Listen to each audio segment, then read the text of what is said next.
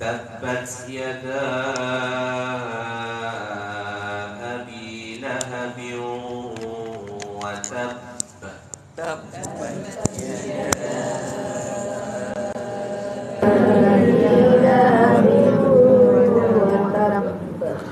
ما أغنى عنه ماله وما كسب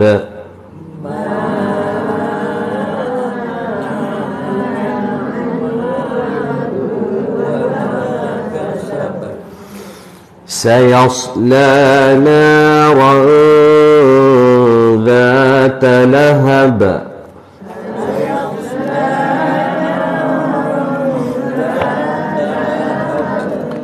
وامرأته حمالة الحطب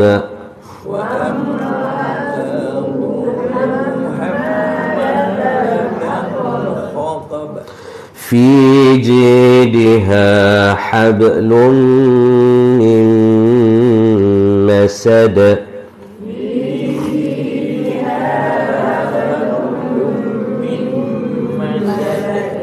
صدق الله العظيم.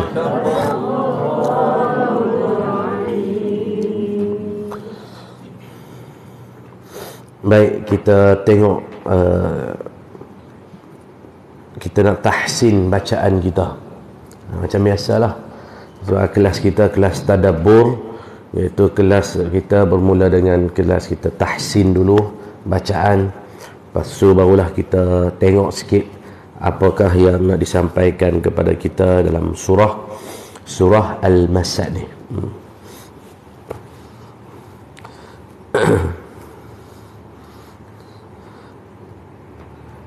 Surah Al-Masad kita baca tadi ayat yang pertama. Bismillahirrahmanirrahim. Tabbat yada abi lahab wa tabb. Dengan bacaan tabbat, bunyi mulanya begitu. Tabbat, ujung bunyi sebab ya, huruf ta bila mati dia kena bunyi sikit, tapi dia bukan qalqalah. Dia bukan qalqalah ya. Cuma disebabkan dia mati tu dia kena bunyi lah. Bukan tabbat, tak bunyi. Kena bagi bunyi, dia mati tu kena bagi bunyi. Tabbat, qadar itulah. Tabbat, jangan telajak sudah. Tabat, langsung tak ada sabdu pula ba tu. Tabbat. Okey. Iki di situ ialah da. Yada lah bunyi lain kan? Yada. Tabbat yada. Begitu. Yada abi. Kat situ ialah mad jaiz. Mad jaiz munfasil. Mad jaiz munfasil. Huruf mad bertemu dengan dua kalimah, satu mati satu berbaris, betul ya? Maka di sana ada harakat di situ. Kita baca dengan 5, kita baca dengan 2 boleh, 4 boleh, 5 boleh. Yada abi. Abi. Tabbat yada abi. Begitu.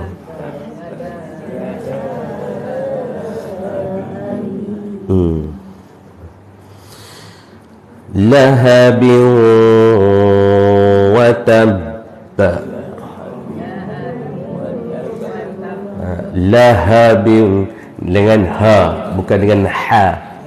Bukan lahabin, tapi lahabin. Ha yang simpul itu kan.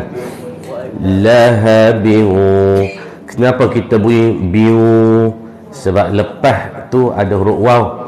Dia tanwin di bawah bertemu dengan huruf waw. Kat situ bunyinya, hukumnya idgham. Idgham bah. Betul. Idgham ma'al ghunnah. Maka dia kata kat situ, dia kata dengan dengung. Ma'al ghunnah, bersama dengan dengung. Lahabiu. Itulah bunyi dengung dekat situ. Kalau baca lahabin watab, tak ada dengung. Jadi bacaan itu tidak tepat. Tidak tepat. Tapi taklah berdosa. Cuma baca bagi betul lah tajwid kan. Abi lahabiu. Harakatnya berapa? 2 harakat. Dengan dengung 2 harakat. Lahabiu wa tab. Ya. Di ujung wa tab. Di situ kita sebut dengan qalqalah. Qalqalah apa tu? Ya, Aziz betul. Iaitu qalqalah akbar. Yang dipanggil pertama qalqalah sughra, yang kedua qalqalah kubra, yang ketiga qalqalah akbar. Qalqalah sughra ni qalqalah dentakan yang sedikit yang kita jumpa di tengah kalimah. Contoh apa?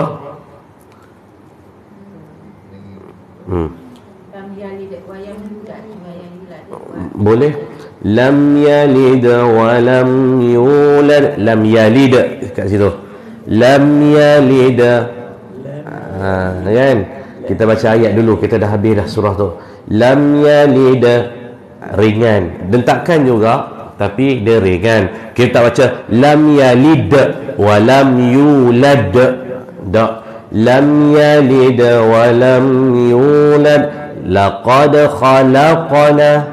Laqad khalaqna. Qaf kat situ kan. Laqad khalaqna. Qaf di situ mati. Mana kat situ ialah qalqalah, tidak? Tapi qalqalah apa? Sughra. Laqad khalaqna. Laqad khalaqna. Begitu. Kemudian kubra, itulah ahad. Qul huwallahu ahad. Di ujung dia kuat sikit daripada yang surah tadi. Qul huwallahu ahad. Allahus samad. Lam yalid wa lam yulad. Ujung tu tu. Ujung tu bagi kubra di akhir kalimah. Yang kata akbar ini ialah bila mana kita berhenti dia, lalu di atasnya ada sabdu. Tapi kalau kita sambung, dia tak jadi qalqalah dah. Contoh, kalau kita berhenti, kita baca macam kita tadilah. Tabbat yada abi lahabin wa tab. Dia bunyi dentakannya yang sangat kuat. Wa tab. Wa tab. Gitu. Tapi kalau kita sambung dia tak jadi dah qalqalah apa-apa. Tabbat yada abi lahabin wa tabba ma aghna anhu maluhu wa ma kasab. Boleh nampak tak? Jadi bila kita berhenti waqaf lahabin wa tabba, dia kena letakkan tinggi sikit. Watab. Begitu. Cuba bunyi sikit. 1, 2 mula. Tabbat.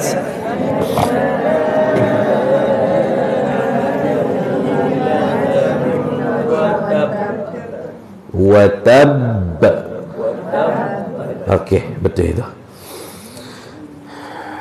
Kemudian ma aghna anhu malu wa ma kasab.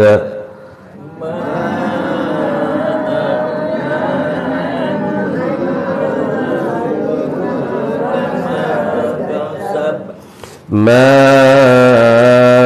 aghna ma kat situ sama hukumnya dengan yada abi. Betul tak? Hukumnya kat situ mak jaiz. Kemudian aghna dengan bunyi aghna. Aghna. Bukan aghna. Aghna. Ma aghna.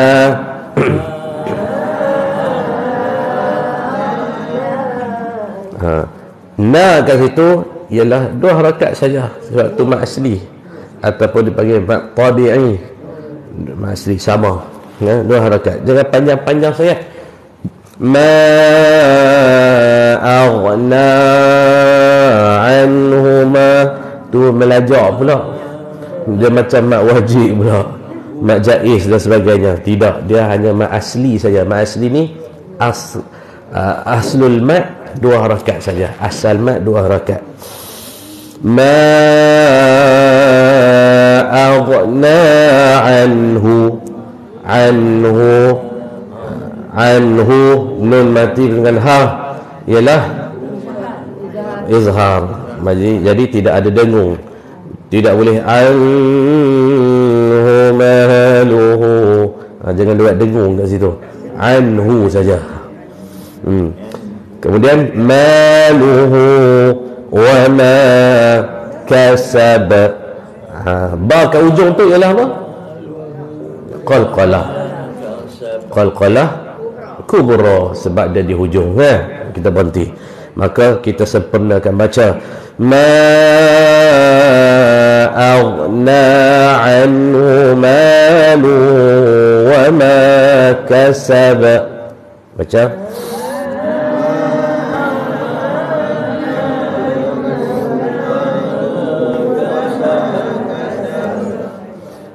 saya tak apa nak sihat, jadi dia bunyi dengung lebih sikit kan. Begitu. Kemudian sayasla naran dhata lahab.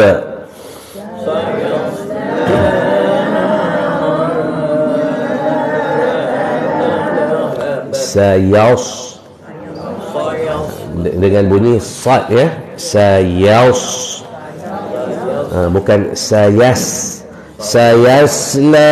tak kena. Itu kita sudah mengubah huruf. Sayasla naran dhata lahab.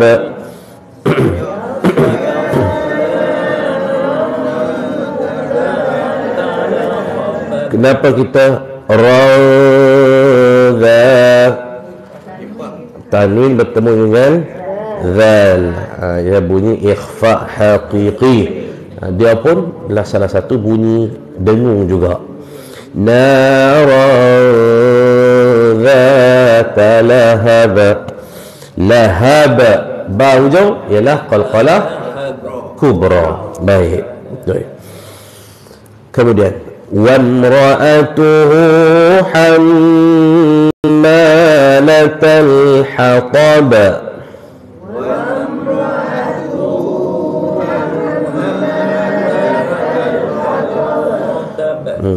Wamra'atuhu ada kadang-kadang tergelincir juga baca, ada orang dengan baca wamra'atu, dia buh ain pula kat situ. Huruf hamzah ada alif kat situ, dia baca dengan huruf ain. Wamra'atu, tak betul. Wamra'atuhu wamra'atu, bukan wa'am ya, wam. Wa imra'atuhu pun tak betul juga, mesti wamra'atuhu.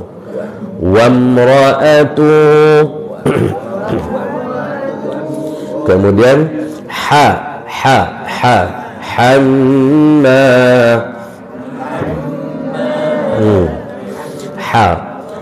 Kemudian ma, hamma, kena dengung. Hamma. Sebab apa kena dengung kat situ? Sebab mim yang bertasydid. Dalam tajwid kita akan jumpa satu tajuk nun dan mim yang bertasydid. Maka wajib dengung di situ. Wajib al-ghunnah, wajib ghunnah, wajib dengung. Hamma, hamma latal hatab.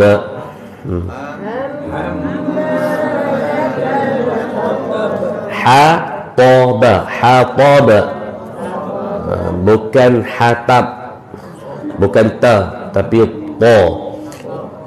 Wa imra'atuhu hammalatal hatab.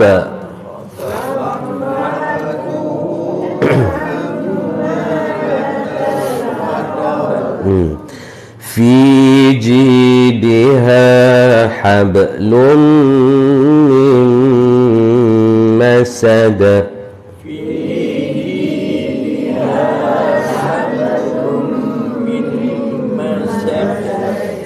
Fi ma asli, ji ma asli, diha ha tu mat asli. Bezakan ha satu dengan ha yang kedua. Ha, ha. Fi jidiha hab. Fi jidiha hab. Hab. Nak beza dengan ha, mula-mula ha simpul itu, yang kedua ha yang ha pedas tu. Jangan bagi serupa dua-dua. Fi jidiha hablum, sama.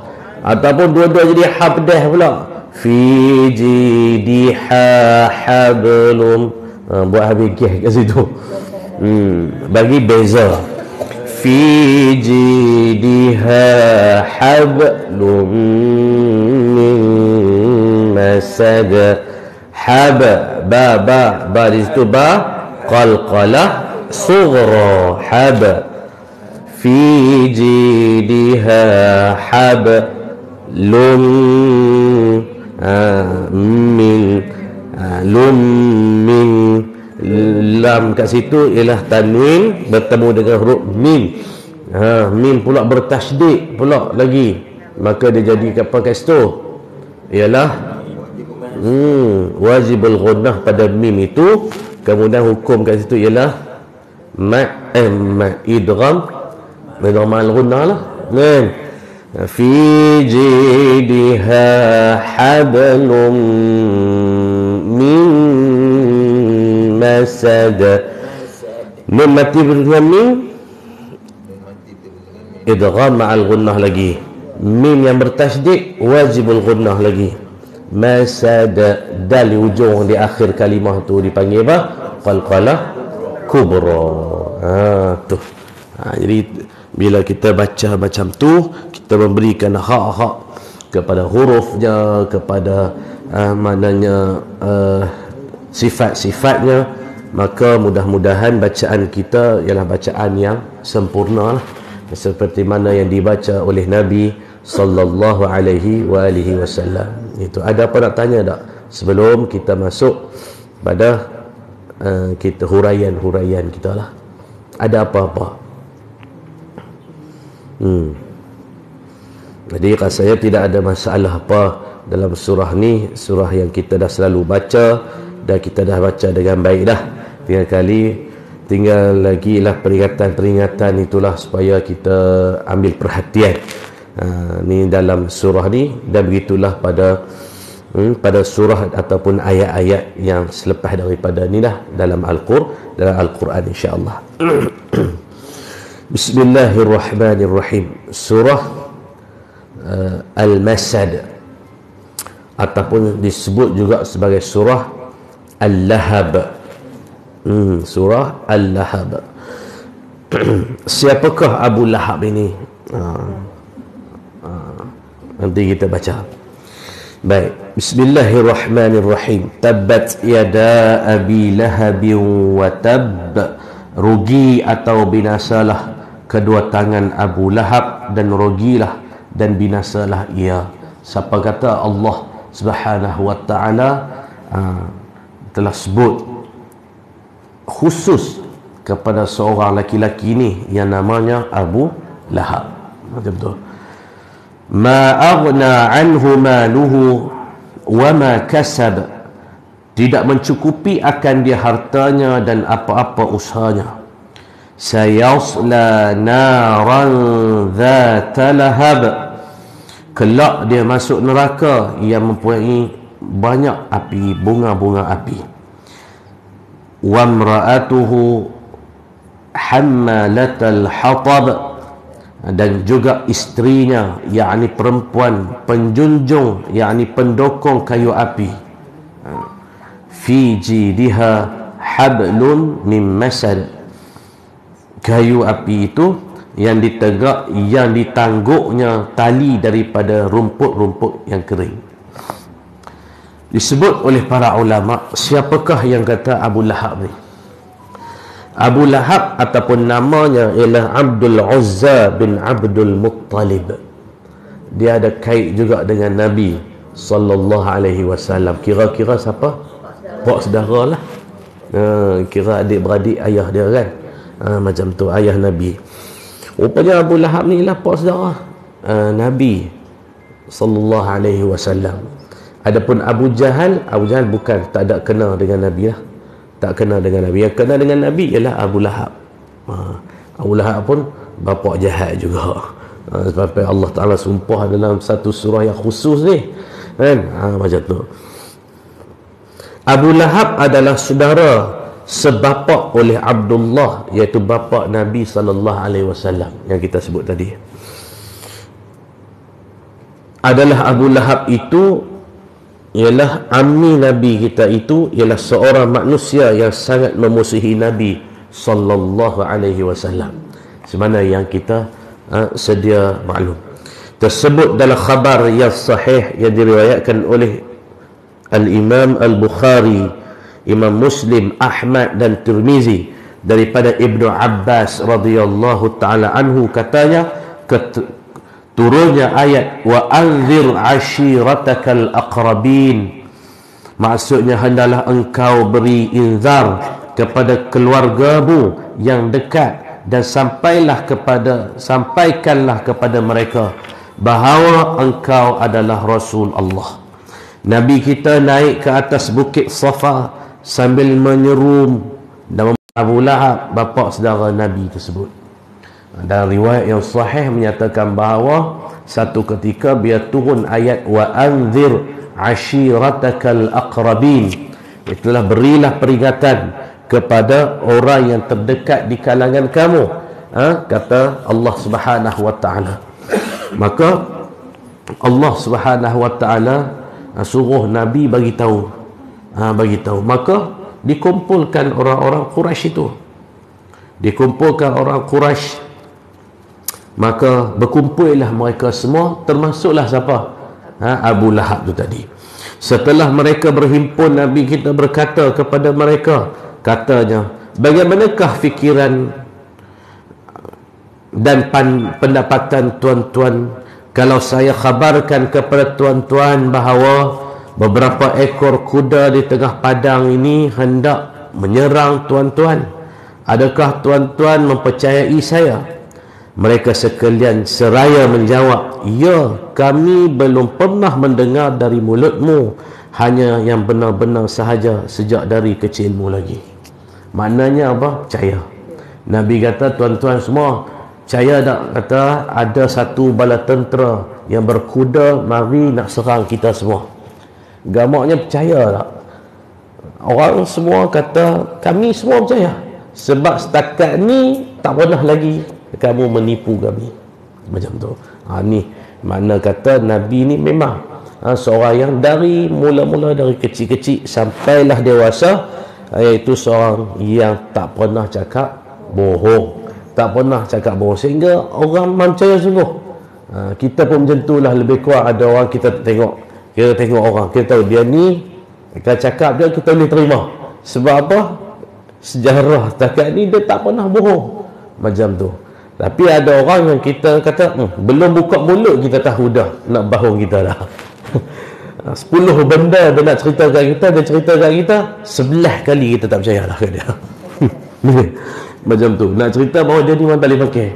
Tapi Nabi SAW, bila Nabi kata macam tu, orang kata tak ada alasan untuk mereka menolak, kerana Nabi seorang yang disebut sebagai Al-Amin, iaitu orang yang dipercayai, orang yang jujur, yang tak pernah berbohong, yang tidak pernah berbohong. Maka Nabi kita berkata lagi, saya ini adalah seorang Rasul Allah yang menyampaikan khabar pertakut kepada tuan-tuan sebelum azab yang besar daripada Allah. Sampainya perkataan Nabi kita itu, dengan segera Abu Lahab berkata kepada Nabi kita, rosak dan celakalah segala masamu yang telah lalu selama ini. Apakah kerana hendak mengatakan perkataanmu itu, kami ini engkau panggil berhimpun di sini? Marah tu. Dia marahlah. Bila Nabi kata, kalau macam tu saya nak bagi tahu pada kamu semua bahawa aku inilah utusan Allah. Inni Rasulullah. Sesungguhnya aku adalah utusan daripada Allah. Nak bagi tahu tentang dosa pahala, nak bagi tahu boleh, benda boleh dan benda tak boleh, dan nak bagi tahu ialah Islam itu ialah agama, Allah itu ialah Tuhan. Nabi bagi tahu macam tu. Maka bila sebut saja macam tu, Abu Lahab dia orang pertama bangkit. Dia kata apa? Dia kata, celakalah kamu wahai Muhammad. Adakah dengan perkumpulan kami hak ni nak suruh dengar apa yang kamu kata? Buang masa sungguh kami hari ini. Dia jaga macam tu. Ataupun disebut dari riwayat yang lain menyatakan bahawa tabban laka ya Muhammad alihadza jama'atana. Macam tu. Celakalah kamu wahai Muhammad, apakah dengan urusan ini kamu mengumpulkan kami? Begitu. Maknanya Abu Lahab sudah marah. Dia kata, kita duk kumpul susah-susah nak dengar menanti apa benda nak kata, rupanya hak ni nak cerita. Macam tu. Dia marah. Abu Lahab itu mengiringkan, yakni mengikuti Nabi kita dalam beberapa kali perjalanannya kepada beberapa kabilah bangsa Arab, menyeru kabilah-kabilah itu kepada agama Allah. Bila Nabi kita berkata kepada satu-satu kabilah yang diserunya itu, saya ini sungguh-sungguh Rasul Allah kepadamu, Abu Lahab dengan segera mendustakannya dan dilarangnya orang membenarkan atau mempercayai Nabi kita. Setiap kali Nabi duk ulang cerita, lagi tu dia duk sulam, dia duk balas balik. Kamulah penipu, kamu adalah pembohong, jangan duk percaya. Nabi duk kata lagi, wahai suku ni, sungguhnya aku adalah utusan Allah. Dia silam balik. Dia cakap macam tu. Tuan-tuan perasan macam contoh ada orang ramai-ramai, kita dikumpul ramai, bila saya sampaikan sesuatu, tiba ada orang kata, jangan dengar cakap ustaz tu, tak betul. Ada sulam tu, seolah berlaku begitu. Nak kata Abu Lahab ni nak tahan orang daripada percaya apa yang dibawa oleh Nabi sallallahu alaihi wasallam. Begitu. Ada pula seorang perempuan, isteri Abu Lahab itu, namanya ialah Ummu Jamil binti Harb.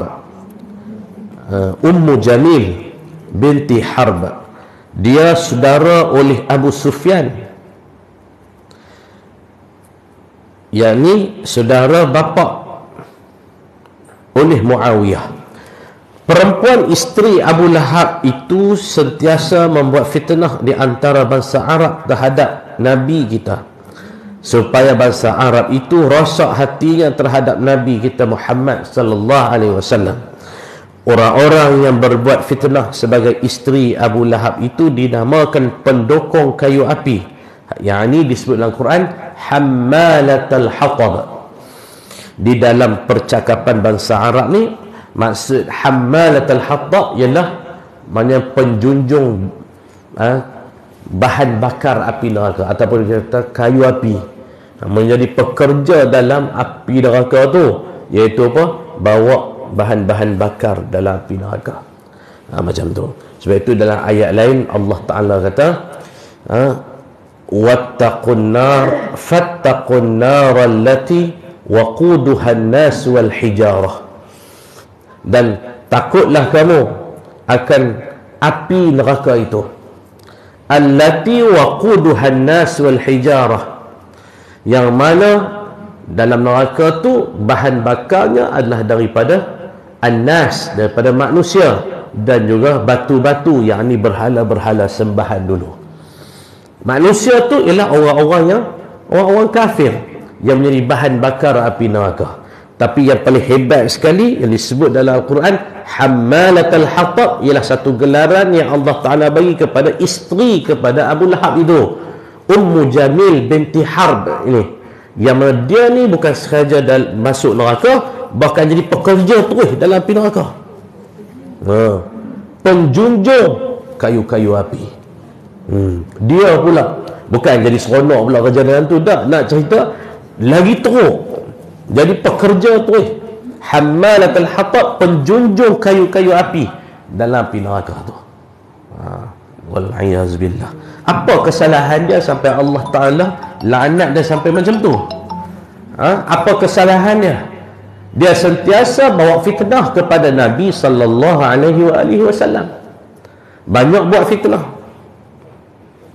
Dia duduk orang, duduk saja hari-hari sebelum tidur, sebelum tidur dengan Abu Lahab ni, duduk cerita dua orang, duduk merancang dua orang ni, apa benda kita nak buatkan Muhammad Izzul ni. Duduk rancang benda hatta elok kepada Nabi sallallahu alaihi wasallam. Duduk buat tu, pasang strategi ni. Depa dua orang, yang Abu Lahab dengan cara Abu Lahab pergi ikut Nabi dari belakang. Dalam satu riwayat sebut Abu Lahab ni rajin duk intai Nabi, mari ikut follow Nabi dari belakang. Bukan ikut follow tu pasal nak mengaji, sampai nak ikut, tapi pasal apa? Nak silang balik apa hak Nabi kata. Sekali lagi dia berhenti pula dekat situ, dia cerita ke orang, dia kata hak Muhammad kata tadi semua tak boleh pakai dah. Muhammad ni orang gila, Muhammad ni pemecah belah masyarakat, Muhammad ni bawa kita jadi tak betul esok ni.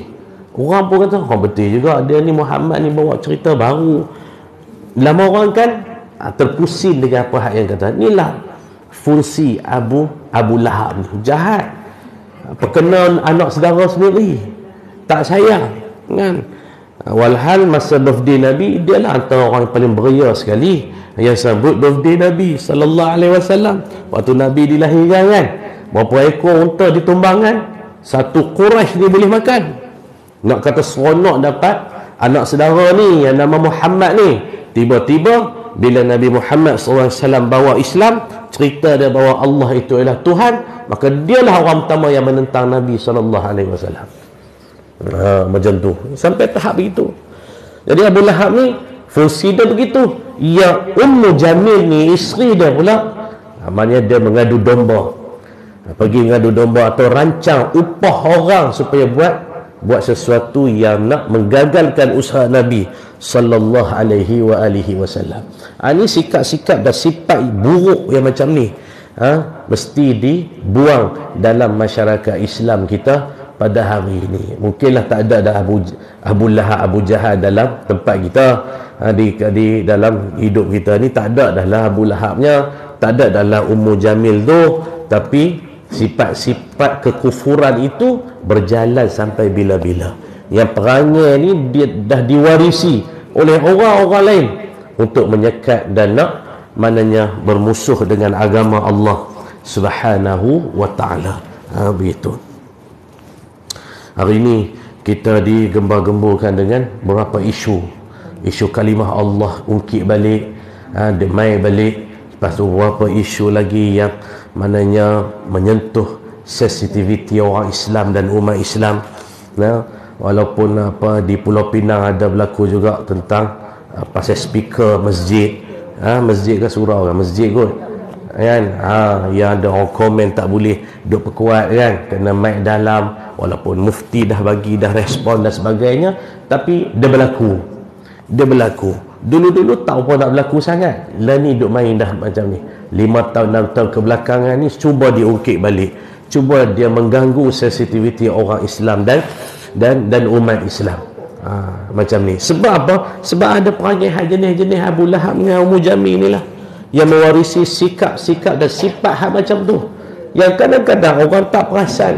Inilah yang menyebabkan apa?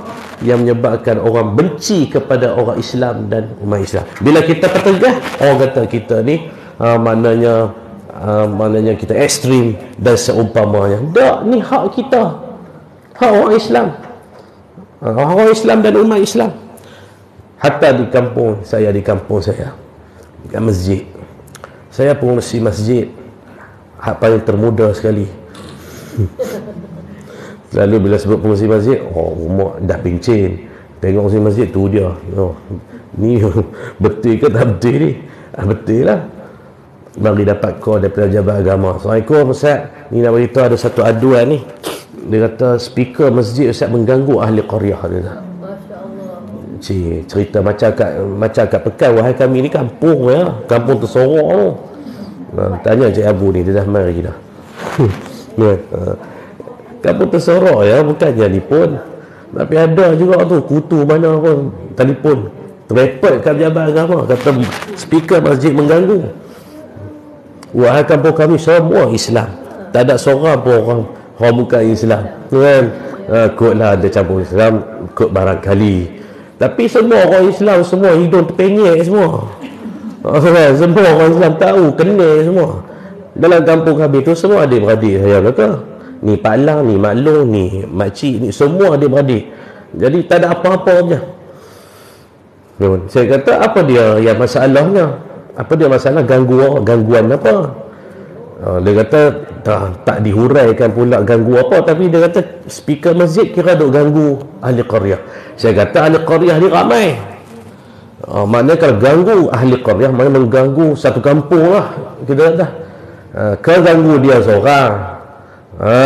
Lepas tu dia gelak-gelak. Dia kata macam itulah cerita dia. Saya kata tu kan masalah ahli qaryah lah, tu masalah hati dia lah. Saya pasang speaker masjid saya tu luar dalam serupa lah. Kan kadang-kadang masjid kita kalau azan luar lah, kalau kuliah baru dalam. Ni dua-dua tak kira imam semayang ke, apa kuliah ke, khutbah ke, tazkirah ke, imam ke, apa semua luar dalam terbuka semua. Pasal tak ada alasan untuk kita apa nak silent pula. Semua orang kampung orang Islam lah. Dia tak ada alasan. Nak kata kuat sangat dah, radio hang lagi kuat, Astro hang lagi kuat dalam rumah tu. Kan? Tak ada ganggu apa. Rumah saya dengan masjid 20 langkah, saya tanya Cik Abu. 20 langkah, saya ada anak kecil lagi, tapi tak rasa terganggu pun. Anak lagi lena lagi ada. Orang asal lena. Orang baca Quran pun dia lena. Tak payah kita duduk dah kan. Dia bunyi tu dia lena lah. Tiba-tiba ada orang kata mengganggu, tu masalah hati dah lah. Masalah dia marah, dia kata bunyi bising lah. Ni orang yang masalah hati dia lah. Ini masalah. Dan begitulah pada di tempat-tempat lain pun. Di tempat-tempat lain pun dia yang komen tu lah orang Islam pun ada, orang bukan Islam telah lah. Macam tu. Jadi benda-benda macam ni yang bila kita nak pertahan, duk kata kita ni orang yang ekstrim lah, apalah dan sebagainya. Walhal kita mempertahankan hak kita, agama kita. Tapi disebabkan ada yang orang memiliki sifat peperangai macam Abu Lahab dengan Ummu Jamil ni, hak ada berpanjangan sampai hari kiamat, hak ni akan berlaku. Jadi kita kena sedar dengan beberapa perkara macam ni. Macam tu hak kita kena pertahan. Biarlah kita dihukum ke apakah, kerana kita pertahankan hak agama kita. Apa masalah? Qulil haq, kita berkata benar walaupun dianya pahit. Macam tu. Jadi ini, tapi Nabi berjalan terus dakwah Nabi SAW, walaupun adanya Abu Lahab, walaupun adanya Ummu Jamil, adanya sekalian pemuda-pemuda Quraisy yang sentiasa berhasad dengki, dan pemimpin Quraisy yang sentiasa berhasad dengki dengan Nabi SAW, Nabi tetap teruskan juga dakwah Nabi SAW. Tidaklah Nabi kata, ada kumpulan macam ni kita kena hentikanlah. Ada. Kalau Nabi berhenti dakwah macam tu, rasa kita tak dapat lagi Islam. Asbab kita diterima Islam ialah dengan gigih jerih perit Nabi SAW. Kalau Nabi buat malas, dia kata lantak hampa lah esok ni, yang penting aku selamat. Kalau Nabi sikap macam tu, habis kita. Tapi disebabkan gigihnya Nabi SAW, hari ini kita terima Islam. Macam tu. Tuan-tuan pergi Mekah, tuan-tuan jumpa ziarah Nabi sallallahu alaihi wasallam. Patut tuan-tuan bila berada di Raudah tu, jumpa makam Nabi sallallahu alaihi wasallam tu, rasa sempit di dada. Rasa sebab di dada. Kenapa? Dengan asbab Nabi kita terima Islam. Disebabkan Nabi bawa Islam, hari ini kita boleh jumpa Nabi, berada di makam Nabi sallallahu alaihi wasallam. Kita rasa disebabkan Nabi ada, hari ini kita jadi generasi Islam yang hebat, yang akan datang pun akan menerima Islam juga. Ini sebab asasnya ialah diusahakan oleh Nabi sallallahu alaihi wasallam. Sebab itu bila sebut Islam ni ialah dia sebuah perjuangan. Mana dia sebuah perlu dipertahankan, dibawa sampai bila-bila, bukan hanya terhenti takat kita. Kita nak kita Islam, generasi akan datang juga Islam dan bawa Islam macam kita. Inilah yang semangat yang dibawa oleh Nabi sallallahu alaihi wasallam. Walaupun ada Abu Lahab, walaupun adanya Ummu Jamil, tengah-tengah Nabi tengah berdakwah tu ada dua watak yang jahat ni, tapi Nabi tak pernah berhenti dan tak pernah putus asa nak bawa Islam kepada seluruh umat manusia. Maka ini yang disebut oleh para ulama kita berkaitan dengan apa yang kita baca tadi, ialah yang surah Al-Masad ni tadi. Diturunkan Allah surah Abu Lahab ini dalam Quran yang isinya berhubung dengan Abu Lahab dan isterinya, supaya jadi contoh yang dapat jadi pengajaran kepada orang-orang yang memusuhi akan agama yang diturunkan Allah kepada Nabi kita, kerana memperturutkan hawa nafsunya, kerana melebihkan kepercayaan dan adat-adat kebiasaan yang didapati dan dipakainya, dan kerana terpedaya kepada apa-apa yang terdapat di sisinya, iaitulah harta, darjat dan kebanggaan di mata orang banyak dan sebagainya yang disangkanya atau khayal-khayal kepadanya dapat menolong dalam kesusahan sekalipun Allah murka kepadanya. Sebab apa Abu Lahab jadi macam tu, Ummu Jamil jadi macam tu? Sebab pertama dia nak mempertahankan adat kebiasaan yang dia dah lakukan.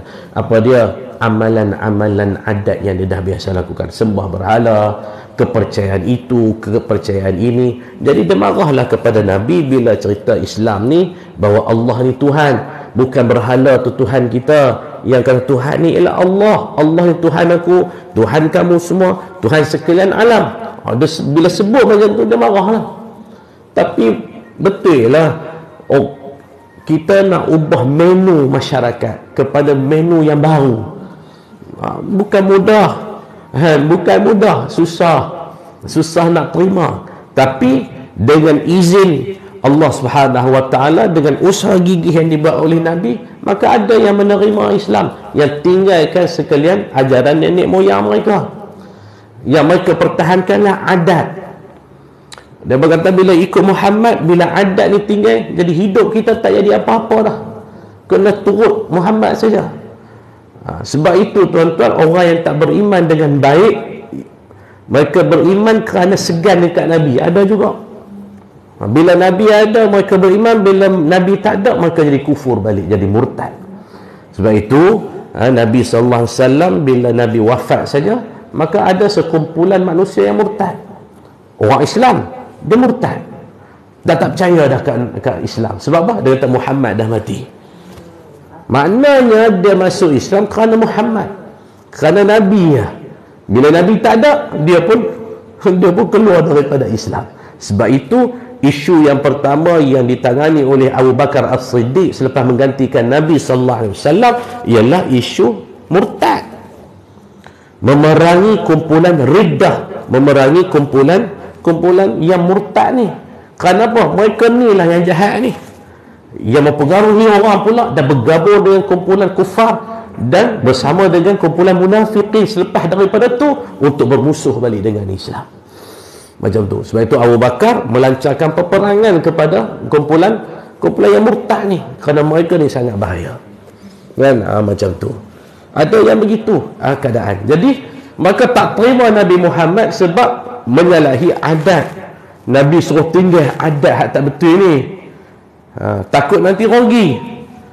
mereka sayang kepada harta benda yang mereka miliki, mereka sayang kepada darjat yang telah mereka orang bagi, yang akhirnya mereka nak menolaklah Islam yang dibawa oleh Nabi sallallahu alaihi wasallam. Sebab itu dalam disebutkan oleh para ulama, sesatnya manusia daripada agama Allah Ta'ala ni disebabkan 2-3 benda.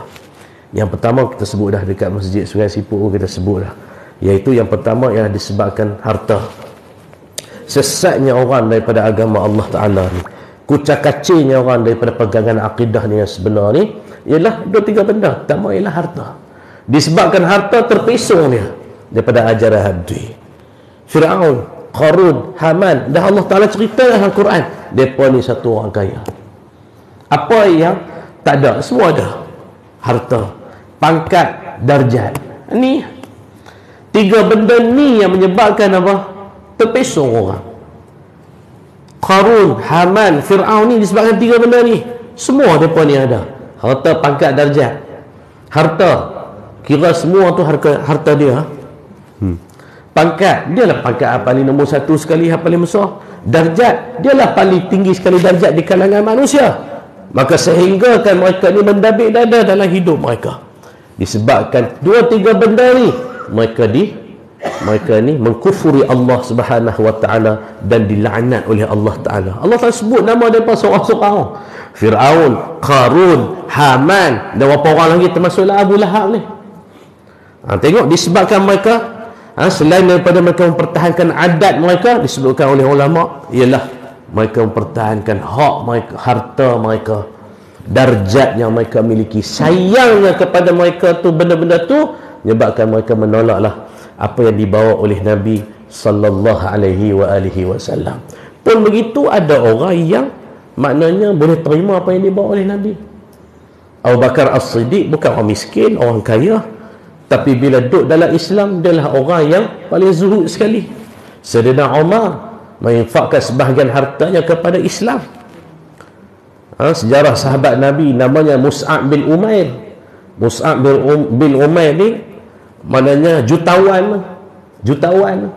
Tapi bila terima Islam, dia lah orang paling miskin sekali. Orang paling miskin. Bila sebelum Islam, dia orang paling kaya. Nak kata kaya ni, bila dia masuk pekan, semua orang tengok dia. Lepas tu pula anak-anak dara semua duk tenang dia, nak nikah dengan dia lah. Sebab apa? Dia segak sungguh. Lepas tu kaya, package. Kaya. Lepas tu pakai minyak wangi yang sedap-sedap. Bila bau saya lalu, saya orang tahu dah, ni Mus'ab, dia kata. Orang perempuan semua duk kelin tengok muka dia, tengok dia, kelibat dia dan sebagainya. Hebat, sangat hebat. Tapi bila dia terima Islam, dia orang yang paling miskin sekali. Disebut dalam riwayat, dikatakan bahawa matinya Mus'ab bin Umair, kain kapan pun tak ada nak bungkus dia punya badan. Sampai tahun tu. Sebab apa dia boleh buat macam tu? Kerana dia yakin sungguh dengan Allah Ta'ala ni. Dia yakin sungguh kebergantungan dia kepada Allah Ta'ala ni sangat hebat. Sampai macam tu, tak ada kain untuk nak tutup jenazah dia. Sehingga kan bila dibawa berita ni kepada Nabi SAW, macam mana kita nak sempurnakan jenazah Mus'ab bin Umair ni ya Rasulullah? Kain dia selendang ada selalu pakai tu. Hak tu saja, kain serban tu lah, sebidang tu sajalah yang bila ditutup kepala nampak kaki. Nabi kata tutup kepalanya. Habis tu bahagian lain macam ni Rasulullah, tutuplah dengan daun-daun kering. Daun kering saja yang menjadi kain kafan dia. Sedangkan dulu atas dunia, waktu dia sebelum Islam, seorang yang kaya raya. Bukan nak suruh kita jadi macam tu, maknanya sampai papa tak ada apa. Bukan. Tak nak cerita keyakinan sahabat-sahabat ni kepada Islam dan kepada agama Allah, dan mereka yakin sungguh dengan apa yang dijanjikan oleh Nabi sallallahu alaihi wasallam. Tapi sebabkan kita ni tak berapa nak yakin, sebab tu kita tak berapa nak boleh percaya juga. Sikit-sikit ya percaya pun, sikit-sikit ya takut habis je. Takut habis ke orang bagi semua, nak bagi kita nak makan apa, duk fikir macam tu. Tidak, maksudnya ialah di sini ialah keyakinan kepada Allah Ta'ala tu. Keyakinan kepada Allah yang akhirnya mereka ini dijanjikan oleh Nabi sallallahu alaihi wasallam terima rahmat Allah di hari akhirat, dapat syurga. Begitu. Maka sifat Abu Lahab begitu keadaannya yang disebut dalam Al-Quranul Karim. Sayang kepada harta, duk pertahan adat sangat. Ini kita pun ada orang Melayu Islam duk pertahankan adat juga. Pertahankan adat lebih daripada syariat. Yang ni yang masalah ni. Duk pertahan ke kebiasaan atau adat kita. Kan, tambah kita pula ada suku kaum apa kita punya ni lah, rumpun-rumpun Melayu ni pun banyak mazhab juga. Hak Jawa hak banjang kan, macam-macam duk pertahan depa punya masing-masing tu. Hak benda betul kena syariat tak apa, benda hak tak kena dengan syariat jangan duk pertahan lah. Pasal itu bukan keutamaan kita sebagai orang Islam tu. Bila nak kahwin jadi masalah selalu. Duk tanya bobok. Kena ikut adat ni, kena ikut adat ni. Buat apa? Kena ikut syariat dulu. Lunas pada syariat. Kalau adat tu kena dengan syariat tak apa. Tapi kalau bersalahan dengan syariat dan menyusahkan untuk syariat itu nak berlaku dalam tu, maka tinggalkan adat tersebut. Kalau tidak, serupa macam Abu Lahab ni. Nak tahan adat. Sama macam orang Quraisy dulu mempertahankan adat kebiasaan. Mereka selalu sembah berhala, tiba-tiba nak suruh sembah Tuhan Allah, dan Allah tu tak nampak pula. Dia kata lagi tak berjaya. Maka bayar nazar dengan sembelih kambing juga. Kambing juga. Darah-darah tu disapu, dilumur dekat berhala-berhala tu, tanda membayar nazar mereka. Walhal Islam tak suruh pun macam tu. Islam ajar dengan cara yang lain, tapi menyusahkan, adat yang menyusahkan. Tapi itulah yang mereka pertahankan. Jadi kita jangan pertahankan adat yang haru biru itu yang menyebabkan bersalahan dengan syariat Allah subhanahu wa ta'ala. Begitu. Jangan, kena jauhkan diri kita daripada sifat-sifat yang macam tu, wal'iyazbillah. Kalau tidak, sama macam ulama kita kata tadi, yang menghalang syariat terima kepada Abu Lahab dengan Ummu Jamil ni ialah sebab mempertahankan adat mereka. Selain daripada harta, pangkat dan darjat yang mereka terima, mereka mempertahankan adat. Jangan kita mempertahankan perkara-perkara yang menyalahi syariat Allah Subhanahu wa ta'ala. Begitu. Dan yang terakhir ialah dengan apa yang disebut oleh Allah Subhanahu wa ta'ala dalam dalam surah Al-Masad ini ialah fi jidha hablum min masad, iaitulah di tangguknya tali daripada rumput-rumput kering, ataupun disebut Al-Masad ni ialah sabut, tali sabut dikekang lehernya dengan kekangan tali yang diperbuat daripada sabut. Soal maknanya dikekang, maknanya diikat dengan tali yang diperbuat daripada sabut yang kemas, begitu.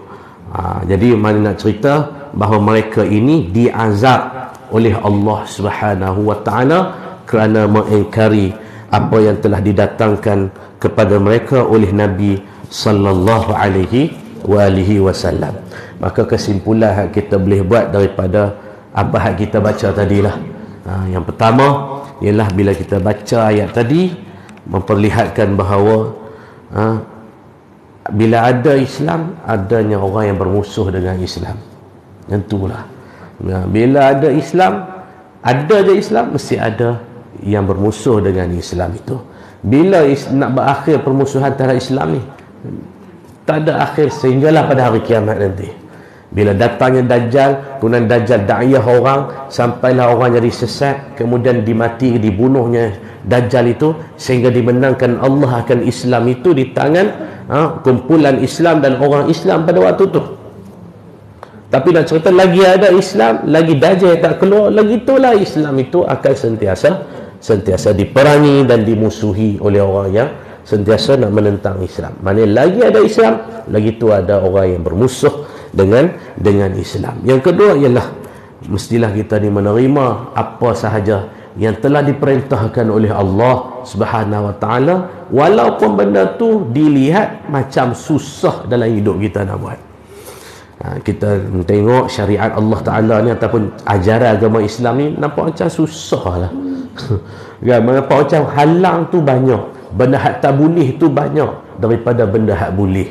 Sebenarnya kalau tengok disebutkan oleh ulama, antara benda hak boleh dengan benda hak tak boleh dalam Islam ni, benda hak boleh lagi banyak sebenarnya, tapi pasal kita tak tahu. Yang kedua, yang pertama pasal tak tahu, yang kedua hati kita nak hak kata tak boleh tu nak sangat buat. Hak boleh ni tak apa nak sangat nak buat. Hak tak boleh dulu nak terekam dulu nak buat. Ni perangai orang macam tu. Maka kata disebutkan kesimpulan yang kita boleh buat ialah apa? Kita mesti terima apa yang telah diperintahkan oleh Allah Subhanahu wa taala. Kalau tidak, kalau kita buat bantah juga, macam Abu Lahab juga membantah apa yang disebut dan apa yang disampaikan oleh Nabi sallallahu alaihi wasallam. Dan yang ketiga dan yang terakhir, kesimpulan yang kita boleh baca kat sini, orang pasti akan diazab oleh Allah Taala sekiranya dia melanggari syariat.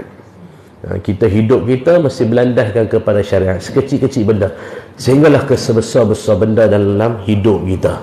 Bukan semayang saja syariat, bukan puasa saja syariat, bukan maknanya kita sambut hari raya juga syariat. Semua benda dalam hidup kita mesti patuh dengan syariat. Cara pakai kita, cara makan kita, cara pergaulan kita dan seumpamanya. Ni konsert duk jalan juga, majlis selawat duk buat juga, majlis baca kitab duk buat juga. Ni apa benda ni duk bercampur-campur ni, kan? Kita nak buat Islam sungguh-sungguh lah. Duk bawa, duk kinja-kinja ajak orang pergi buat benda maksiat tu buat apa? Ni benda-benda yang menghalang rahmat Allah Ta'ala. Ni orang macam main-mainnya. Saat jadi elok, saat jadi hantu. Nak pilih mana ni? Ni yang pelik orang lain jadi macam tu. Sebab apa? Sebab bukan nak sangat pada Islam tu. Islam ni tempek ya, tapi nak kepada apa? Nak menjamu hawa nafsu. Inilah yang dilarang pada syarak. Sebab tu di akhir tadi ayat yang kita baca tadi, fi jidiyah hablum mas, ni nak cerita orang yang tak taat pada Allah, yang tolak syariat, duduk dalam neraka. Maka begitulah kita nak kata masuk neraka bagi orang yang tak terima syariat Allah Subhanahu wa taala, sebab dia tak patuh dengan apa yang dibawa oleh Nabi sallallahu alaihi wasallam. Wallahu a'lam bissawab. Sekadatulah hadapat kita baca pada pagi ini. Mudah-mudahan dengan sikit sebanyak bacaan kita ada manfaatnya. Mudah-mudahan pertemuan kita dirahmati dan diberkati oleh Allah Subhanahu wa taala, insya-Allah. Wallahu subhanahu wa ta'ala a'la wa alam. InsyaAllah akan datang kita masuk surah baru, iaitu surah An-Nasr. Idza jaa nasrullahi wal fath, insya-Allah. Mudah-mudahan bacaan kita ada manfaatnya. Wallahu a'lam bis-shawab. Bismillahirrahmanirrahim. Allahumma ja'al jam'ana hadha jam'an marhuma وتفرقنا من بعده تفرقا معصوما. اللهم يا مقلب القلوب ثبت قلوبنا على دينك وعلى طاعتك وعلى دعوتك وعلى نصرة شريعتك يا رب العالمين. اللهم فقهنا في الدين وعلمنا التأويل واهدنا إلى صراطك المستقيم ببركة القرآن العظيم يا أكرم الأكرمين يا أرحم الراحمين. والحمد لله رب العالمين. Wassalamualaikum warahmatullahi